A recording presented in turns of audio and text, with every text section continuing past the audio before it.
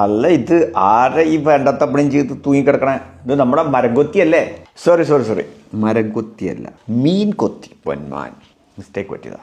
പുള്ളി ഭയങ്കര സ്പീഡിൽ വന്നിട്ട് മൂർച്ചയുള്ള കൊക്കുണ്ടെന്നുള്ള ഒരു അഹങ്കാരത്തിൽ നേരെ പോയി കൊത്തിയതാ. പറിച്ചിട്ട് കിട്ടണില്ല. കേട്ടിട്ടില്ലേ, കൊക്കിലൊതുങ്ങാവതെ കൊത്താവൂന്ന്? അതായത് മുമ്പെന്നോ കൊത്തിയപ്പോൾ ഊരി കിട്ടി എന്നുള്ള ഒറ്റ കാരണത്താല് കാലാവസ്ഥ മാറിയതറിയാതെ, അത് വർഷക്കാലത്ത് തടികളെ കുറച്ച് സോഫ്റ്റ് ആയിരിക്കുമല്ലോ, വെള്ളമുള്ളതുകൊണ്ട്. പക്ഷെ വേനൽക്കാലത്ത് എന്തായിരിക്കും, വെള്ളമൊന്നും ഇല്ലാത്തതുകൊണ്ട് നല്ല സ്റ്റിഫായിരിക്കും.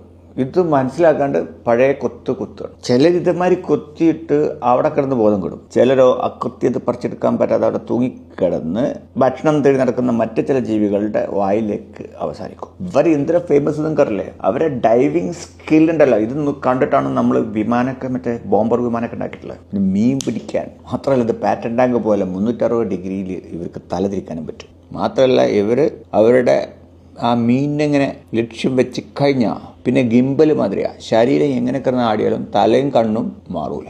ഏറെ കണ്ട പിന്നെ വിശ്വസിക്കാൻ പോലും പറ്റാത്ത വേഗത്തിൽ 100 കിലോമീറ്റർ സ്പീഡിൽ ഒറ്റ ഊളിയിടല.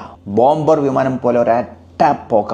വളരെ കൃത്യമായിട്ട് അവർ ടാർഗറ്റിനെ പോയി പിടിക്കുകയും ചെയ്യും, കൊക്കിൽ ഒതുക്കുകയും ചെയ്യും. ഒരു ദിവസം ഇവരിങ്ങനെ പല ഡസൻ ട്രിപ്പുകൾ ഇങ്ങനെ വെള്ളത്തേക്ക് ഇങ്ങനെ നടത്തും, തിരിച്ചു വരും.